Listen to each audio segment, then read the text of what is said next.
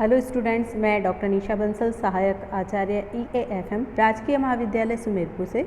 आज के वीडियो में हम बात करते हैं बीकॉम तृतीय वर्ष के लिए प्रश्न पत्र प्रथम वित्तीय बाजार परिचालन। पिछले वीडियो में हमने बात की थी स्कंध दलाल के बारे में। स्कंध दलाल कौन व्यक्ति होता है, स्कंध दलाल के रूप में चयन के लिए क्या पंजीयन प्रक्रिया है, किस प्रकार से स्कंध दलाल के रूप में नियुक्ति प्राप्त की जा सकती है और स्कंध दलाल के उत्तरदायित्व क्या होते हैं। तो इन टॉपिक्स पर हमने चर्चा की थी। उसी चर्चा को आगे बढ़ाते हुए आज के वीडियो में हम बात करेंगे स्कंध दलाल के लिए कर्तव्य क्या है या आचार संहिता, उसको कौन से आचार संहिता की पालना उसे करनी आवश्यक है। तो इसी कड़ी में हम पढ़ेंगे। आज के वीडियो में हम बात करेंगे सामान्य कर्तव्य क्या है, निवेशकों के प्रति उसके क्या कर्तव्य हैं और अन्य स्टॉक दलालों के प्रति कर्तव्य या आचार संहिता क्या है। तो स्टार्ट करते हैं। फर्स्ट स्टार्ट करते हैं सामान्य आचार संहिता या सामान्य कर्तव्य क्या हैं स्कंध दलाल के लिए। तो इसमें देखिए आप, फर्स्ट ऑफ ऑल सत्यनिष्ठा, इंटीग्रिटी। एक स्टॉक दलाल के लिए ये आवश्यक है कि वो अपने व्यवसाय में ईमानदारी बनाए रखे, उत्साह से कार्य करे, सत्यनिष्ठा से कार्य करे और उच्च स्तर के मानदंड अपनाए, यानी कि किसी भी प्रकार की बेईमानी वो नहीं करे ग्राहकों के साथ। तो ये उसका एक सामान्य कर्तव्य है, ईमानदारी पूर्वक अपने कार्य को संपादित करे। नेक्स्ट देखिए, कुशलता एवं सावधानी, स्किल एंड केयर, यानी कि एक स्कंध दलाल को बहुत ही कुशलतापूर्वक और सावधानी पूर्वक अपने कार्यों को करना चाहिए। देखिए, किसी भी प्रकार की असावधानी या अकुशलता से ग्राहक को नुकसान हो सकता है, किसी अन्य पक्ष को नुकसान हो सकता है। इसलिए ये आवश्यक है कि वो कुशलता से और सावधानी पूर्वक अपने कार्यों को पूर्ण रूप से संपादित करें। नेक्स्ट देखिए, सामान्य व्यवहार, जनरल बिहेवियर, यानी कि एक स्टॉक दलाल का सामान्य व्यवहार अन्य पक्षकारों से बिल्कुल उचित हो, वो किसी भी प्रकार की चालाकीपूर्ण या कपटपूर्ण कार्य नहीं करे, व्यवहार नहीं करे, साथ ही किसी भी प्रकार के भ्रामक सौदे या योजना में भाग नहीं ले, अपने व्यक्तिगत लाभ के लिए किसी भी प्रकार की अफवाह नहीं फैलाए। ये सबसे ज़्यादा इम्पॉर्टेंट है कि किसी भी प्रकार से वो अफवाह नहीं फैलाए उसके व्यक्तिगत लाभ के लिए, क्योंकि इस प्रकार की अफवाह से बाजार का संतुलन प्रभावित हो जाता है। इसलिए बाजार के संतुलन को प्रभावित नहीं करे और सामान्य रूप से व्यवहार करे, कपटपूर्ण व्यवहार नहीं करे। नेक्स्ट है सही प्रवृत्तियाँ, करेक्ट प्रैक्टिसेस, यानी कि जो कार्य कर रहा है उसकी प्रवृत्ति बिल्कुल सही होनी चाहिए, धोखाधड़ी का बाजार उत्पन्न नहीं करे, स्वतंत्र रूप से कार्य करे, अन्य व्यक्तियों के साथ मिलकर ऐसा कोई कार्य नहीं करे जो निवेशकों के हितों पर विपरीत प्रभाव डालता हो या बाजार की क्रियाओं में हस्तक्षेप करता हो। इस प्रकार का कोई भी कार्य वो नहीं करे। साथ ही इस दलाल के लिए ये आवश्यक है कि वो किसी भी प्रकार की सट्टेबाजी की क्रियाओं में भाग नहीं ले। सट्टेबाजी की क्रियाएं व्यवसाय को प्रभावित करती है, बाजार को प्रभावित करती है। इस प्रकार से वो सही प्रवृत्तियां अपनाए, बिल्कुल किसी भी प्रकार की धोखाधड़ी पूर्ण कार्य नहीं करे। नेक्स्ट है वैधानिक आवश्यकता, स्टेटरी रिक्वायरमेंट, यानी कि स्टेटरी रिक्वायरमेंट क्या है, मैंने आपको पिछले वीडियो में बताया था। एक दलाल के लिए ये आवश्यक है कि जब वो पंजीकरण करता है तो उसको उसमें एक शर्त थी कि वो सेबी के और केंद्र सरकार के नियम, अधिनियम आदि का पालन करेगा। तो इस प्रकार से जितनी भी वैधानिक रिक्वायरमेंट है इसके लिए ये आवश्यक है स्कंध दलाल के लिए कि वो सभी प्रकार के नियम, अधिनियम का पालन करेगा। साथ ही सरकार और सेबी बोर्ड द्वारा जो भी डायरेक्शन उसे दिए जाते हैं, समय समय पर जो भी निर्देश दिए जाते हैं, उसी के अनुसार वो अपने कार्यों को पूर्ण करेगा। तो इस प्रकार से ये हमने पढ़े एक स्कंध दलाल के लिए सामान्य आचार संहिता या सामान्य कर्तव्य क्या होते हैं। नेक्स्ट देखते हैं, इसी कड़ी में स्कंध दलाल के लिए निवेशकों के प्रति उसके क्या कर्तव्य है, निवेशकों के प्रति कौन सी आचार संहिता का पालन करना उसके लिए आवश्यक है। तो इसमें हम देखते हैं सबसे पहले आदेशों का पालन करना, एग्जीक्यूशंस ऑफ ऑर्डर्स, यानी कि स्टॉक दलाल के लिए ये आवश्यक है कि वो अपने ग्राहकों का या निवेशकों के आदेशों का पालन करे, यानी कि जो ग्राहक ये आदेश क्रय विक्रय के लिए जो भी आदेश दे उसका वो पालन करे, अपने मन से किसी भी प्रकार का कार्य वो नहीं करे। साथ ही अगर निवेशक छोटा है यानी कि बहुत ही छोटी अमाउंट में निवेश करता है तो उसे किसी भी प्रकार से मना नहीं करे, उसके कार्य को भी वो संपादित करे और ग्राहक ने जो भी आदेश दिया है उसे शीघ्र जल्दी से जल्दी निपटाने की कोशिश करे और इस प्रकार से जल्दी निपटाकर ग्राहकों को इस आशय की सूचना प्रदान करे कि उनका कार्य उनके द्वारा दिए गए आदेश का संपादन हो चुका है। प्रतिभूतियों का यदि विक्रय किया गया है तो तत्काल उनका भुगतान करे और उनकी सुपुर्दगी की तत्काल व्यवस्था की जाए। तो इस प्रकार से निवेशकों के प्रति सबसे पहले उनके आदेशों का पालन करें। नेक्स्ट है अनुबंध पत्र जारी करना, इशू ऑफ कॉन्ट्रैक्ट नोट्स, यानी कि स्कंद दलाल के लिए ये आवश्यक है कि प्रत्येक ग्राहक के साथ जैसे ही अनुबंध होता है तुरंत अनुबंध पत्र जारी कर दे। जैसे ही किसी भी ग्राहक के साथ उसने कॉन्ट्रैक्ट किया है कि उस ग्राहक के एजेंट के रूप में कार्य करना स्वीकार किया है, उसी समय वो एक अनुबंध पत्र इस आशय का जारी कर दे, ग्राहकों को इस आशय का अनुबंध पत्र दे दे। तो इस प्रकार से नेक्स्ट है विश्वास भंग नहीं करना, अवॉइड ब्रीच ऑफ ट्रस्ट, यानी कि निवेशकों के लिए या ग्राहकों की जो व्यक्तिगत निवेश संबंधी जानकारी है, यानी कि ग्राहकों के बारे में कोई भी जानकारी है या कोई भी गोपनीय सूचना है वो किसी अन्य व्यक्ति को प्रदान नहीं करे।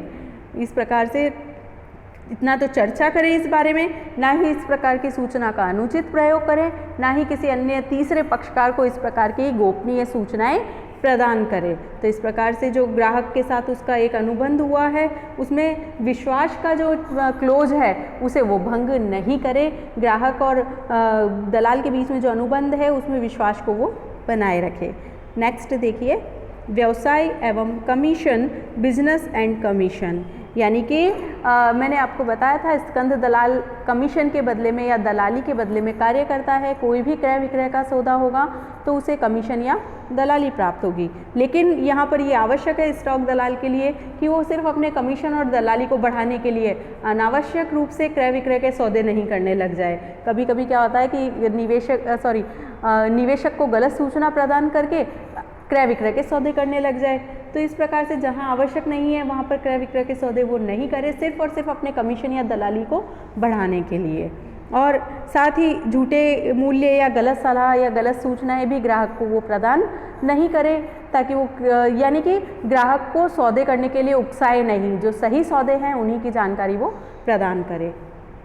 नेक्स्ट देखिए दोषी ग्राहकों से व्यापार नहीं करना, no business with defaulting clients, यानी कि जो भी दोषी ग्राहक है या ऐसा कोई भी ग्राहक जो किसी भी प्रकार से प्रत्यक्ष या अप्रत्यक्ष रूप से किसी भी अन्य दलाल के साथ जिसने अनुबंध को भंग किया है, सौदे वचन को नहीं निभाया है, तो इस प्रकार से जो भी दोषी ग्राहक है उसके साथ दलाल को किसी भी प्रकार का व्यापार नहीं करना चाहिए, उसके साथ सौदे नहीं करने चाहिए।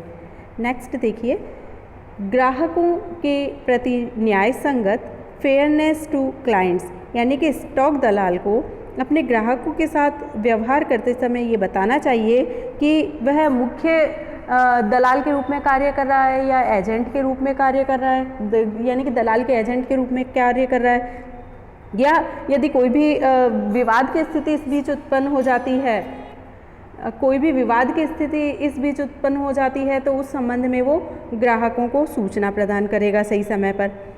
अगला देखिए निवेश की सलाह नहीं देना, यानी कि नो इन्वेस्टमेंट एडवाइस। स्टॉक दलाल अपने ग्राहक को किसी भी प्रकार की निवेश के लिए सलाह प्रदान नहीं करेगा। उसे ये ग्राहक को इस प्रकार से नहीं बताएगा कि उसे सौदा रोक के रखना चाहिए या बेच देना चाहिए या खरीद लेना चाहिए, इस प्रकार की कोई भी एडवाइस वो प्रदान नहीं कर सकता। तो इस प्रकार से ये निवेशकों के प्रति कर्तव्य थे। नेक्स्ट हम देखते हैं स्कंद दलाल के अन्य स्टॉक दलालों के प्रति क्या कर्तव्य हैं। तो इसमें हम देखते हैं फर्स्ट है सौदों का प्रबंध करना, मैनेजमेंट ऑफ डीलिंग्स, यानी कि स्टॉक दलाल को अन्य पक्षों के साथ सहयोग करना पड़ेगा। जितने भी अन्य स्टॉक दलाल हैं उनके साथ वो समन्वय करके, सहयोग करके कार्य करे, जानबूझकर वो बैड डिलीवरी नहीं दे, बैड डिलीवरी से संबंधित जितने भी प्रपत्र हैं उनको बदलने में वो सहयोग प्रदान करे। इस प्रकार से सौदों का प्रबंध करने में अन्य दलालों के साथ वो सहयोग करे, समन्वय स्थापित करके रखे। नेक्स्ट देखिए, ग्राहकों के हितों की सुरक्षा करना, प्रोटेक्शन ऑफ क्लाइंट्स इंटरेस्ट, यानी कि स्टॉक दलाल अपने ग्राहकों के हितों की सुरक्षा के लिए अन्य दलालों को पूर्ण रूप से सहयोग प्रदान करे। साथ ही जब भी ग्राहक के लिए कोई लाभांश की बात है या ग्राहक की सिक्योरिटी पर बोनस की बात है, अधिकार अंशों की बात है या प्रतिभूतियों के अन्य अधिकारों की बात है, तो ऐसी सिचुएशन में वो अन्य दलालों के साथ कोऑर्डिनेशन बैठा के रखे, उनका सहयोग करें और ग्राहक के हितों को ध्यान में रखते हुए ही इस प्रकार की क्रियाओं को संपादित करें। तो इस प्रकार से ग्राहकों के हितों की सुरक्षा करना उसके लिए सर्वोपरि होना चाहिए। नेक्स्ट देखिए, विज्ञापन एवं प्रचार, एडवर्टाइजमेंट एंड पब्लिसिटी।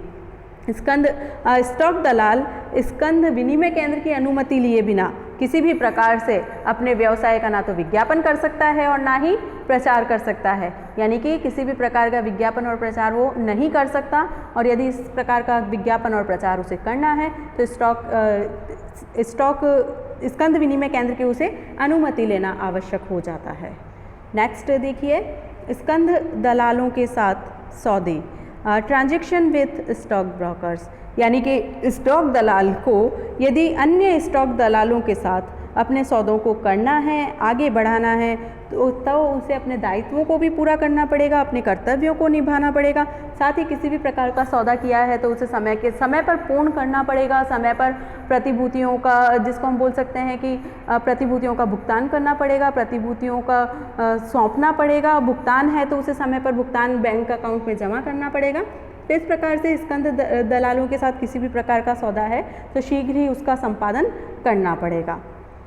नेक्स्ट देखिए, ग्राहकों को फुसलाना, इंड्यूसमेंट ऑफ क्लाइंट्स, यानी कि स्टॉक दलाल, कोई भी स्टॉक दलाल हो, वो अन्य स्टॉक दलाल के ग्राहकों को किसी भी प्रकार से बहला फुसला नहीं सकता, यानी कि वो उन्हें इस प्रकार से जिसको हम बोल सकते हैं कि किसी भी ग्राहक को, अन्य स्टॉक दलाल के ग्राहक को इस प्रकार से नहीं कह सकता कि वो आके उसके साथ सौदे करे या उसके ग्राहक के रूप में वो कार्य करे या कोई भी अनुचित कार्यवाही वो नहीं करेगा। अन्य ग्राहकों, स्टॉक दलाल के ग्राहकों के साथ वो किसी भी प्रकार की बहलाने फुसलाने का कार्य नहीं करेगा। नेक्स्ट देखिए, मिथ्या एवं गुमराह करने वाला रिटर्न, फॉल्स और मिसलीडिंग रिटर्न्स।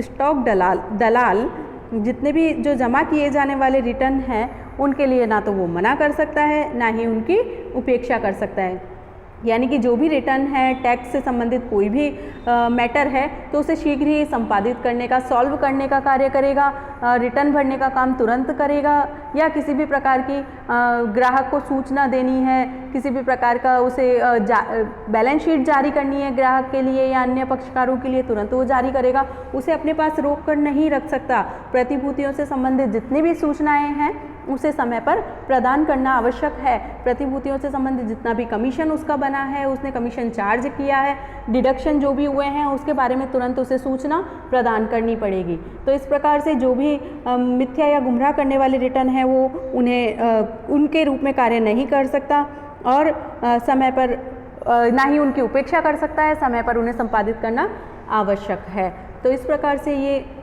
स्कंध दलाल के कर्तव्य हमने पढ़े, निवेशकों के प्रति क्या कर्तव्य हैं उसके, और सामान्य कर्तव्य क्या हैं, और साथ ही अन्य दलालों या अन्य स्टॉक दलालों के प्रति उसके क्या कर्तव्य हैं। तो इस प्रकार से ये एक बहुत ही इम्पॉर्टेंट टॉपिक अपना कंप्लीट हुआ, तैयार हो जाता है, क्वेश्चन में एग्ज़ाम में पूछा जाता है। दलाल के बारे में आप क्या समझते हैं विस्तार पूर्वक समझाइए, या दलाल के कर्तव्यों के बारे में या उसके बारे में आचार संहिता क्या है वो बताइए। तो इस सिचुएशन में आपको ये पूरा टॉपिक करना पड़ेगा, तो ध्यान दे के इसे आप पढ़ने की कोशिश करें, समझने की कोशिश करें। इसके उपरांत भी यदि किसी भी प्रकार की कोई प्रॉब्लम है तो आप मुझे अपने वीडियो में जो भी लिंक है कमेंट कर सकते हैं, कमेंट के द्वारा सूचना प्रदान कर सकते हैं। व्हाट्सअप नंबर आपको दिए हुए हैं, व्हाट्सअप ग्रुप में आप ऐड हैं, उसमें आप अपनी जितनी भी क्वेरीज हैं उन्हें दे सकते हैं। इसी के साथ थैंक यू वेरी मच। अगले वीडियो में नए टॉपिक के साथ फिर मिलेंगे। Thank you.